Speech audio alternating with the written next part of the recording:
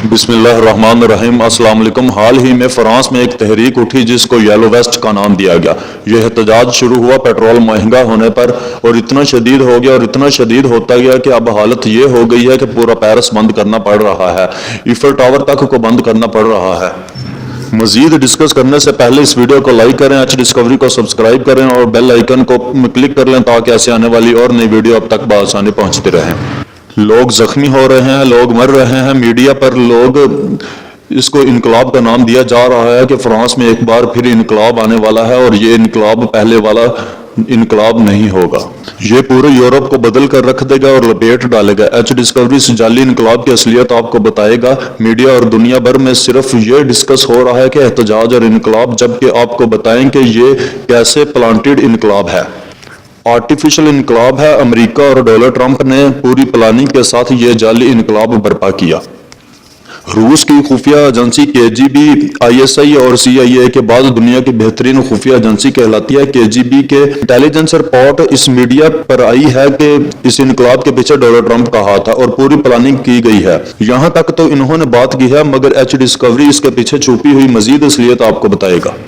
یہ کمپین شروع ہوئی تھی فیس بک سے۔ فیس بک پر کمپین گروپس بنائے گئے بالکل اسی پیٹرن پر جیسے پاکستان سے مزدور، پشتین اور دوسرے دہشت گرد گروپس بناتے ہیں۔ ان لوگوں نے کہنا شروع کر دیا فرانس کے اندر گروپس بنا کر، ایونٹس بنا کر، فلاں دن ہم اس جگہ پہنچیں گے تو احتجاج ہوگا۔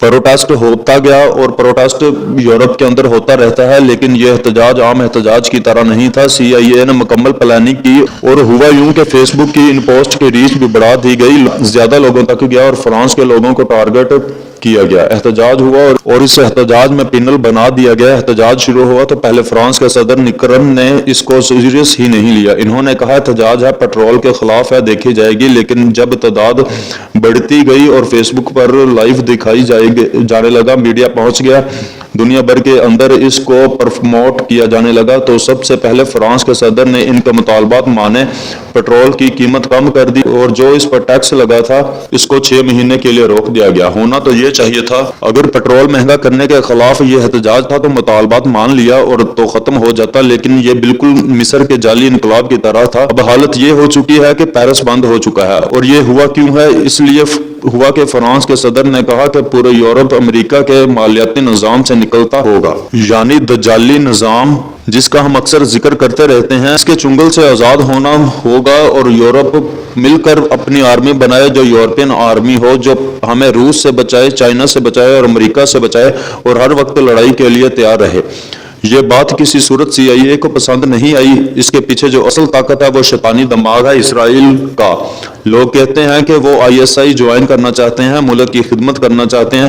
دیکھیے بہت اچھی بات ہے، لیکن آپ کو آج کے دور میں محبت کی غرض سے سب کریں گے۔ دیکھیے ایسے لوگ چاہیے آپ کی خفیہ ایجنسی کو جو ٹرینڈ ہوں، جن کو پتا ہو کہ اب مقابلہ کیسے کرنا ہے، آرٹیفیشل انٹیلیجنس کا ان کو پتا ہونا چاہیے، ان کو پتا ہو کہ معاملات کیا سے کیا ہو رہے ہیں۔ آپ ایک فوجی شیل کے کمانڈو جو لڑنے کے لیے تیار ہے، اس کی جگہ آپ کسی عام بندے کو کھڑا کر دیں جس کے دل میں محبت ہے، اس کو بیچ دیں تو کیا کام چلے گا؟